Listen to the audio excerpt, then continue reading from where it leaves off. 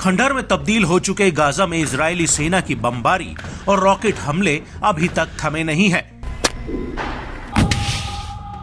लेकिन अब ये खंडहर हमास के लड़ाकों के लिए एक सुरक्षित पनाहगाह बनते जा रहे हैं, जिनमें छिपकर अल कासिम ब्रिगेड और अल कुद्स के लड़ाके लगातार इजरायली सेना के टैंकों पर रॉकेट लॉन्चर से गोले दाग रहे हैं।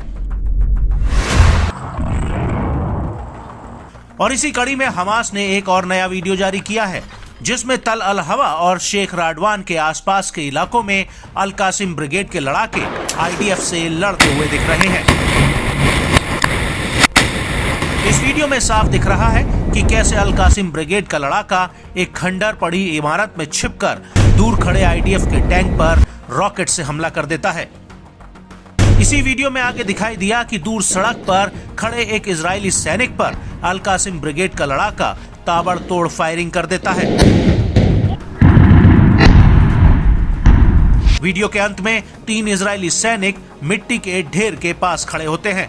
तभी हमास का एक लड़ाका दूर से एक स्नाइपर राइफल से उसको उड़ा देता है। हमास ने इसके अलावा एक दूसरा वीडियो भी जारी किया है, जिसमें भयंकर गोलीबारी होती हुई नजर आ रही है।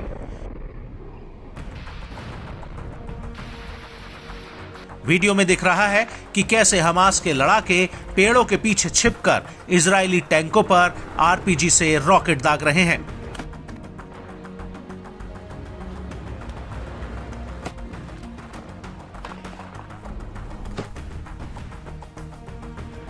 वीडियो में आगे दिखाई देता है कि एक टैंक एक घर के आगे से गुजर रहा होता है कि तभी हमास का एक और लड़ाका उस टैंक पर रॉकेट दाग देता है।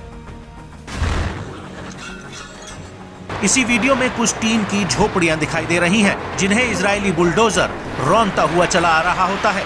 लेकिन तभी सामने से हमास का लड़ाका बुलडोजर के ड्राइवर पर एक फायर दाग देता है।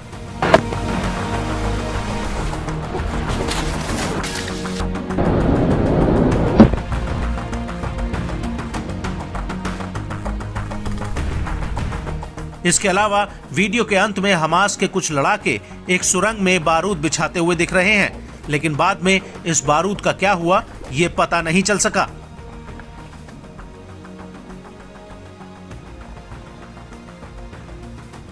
लेकिन इसी वीडियो में आगे देखने पर हमास का लड़ाका एक बड़े से रॉकेट को तैयार कर रहा है,